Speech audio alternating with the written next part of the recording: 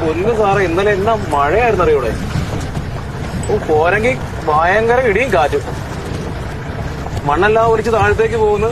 അത് തന്നെയല്ല, രണ്ടു മരവും കിടക്കണ്ടേ വെള്ളക്കാറ്റ്.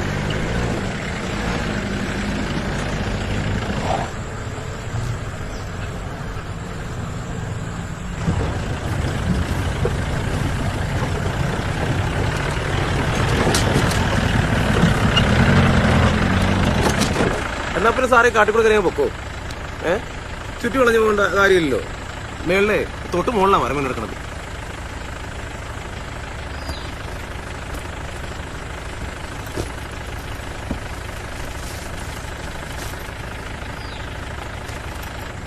ആ സാറേ, മേളിൽ നിന്ന് വിളിച്ചിട്ടുണ്ടായിരുന്നു. വെള്ളം ഞാൻ കൊണ്ടുവന്നേക്കാട്ടോ. ആയിക്കോട്ടെ.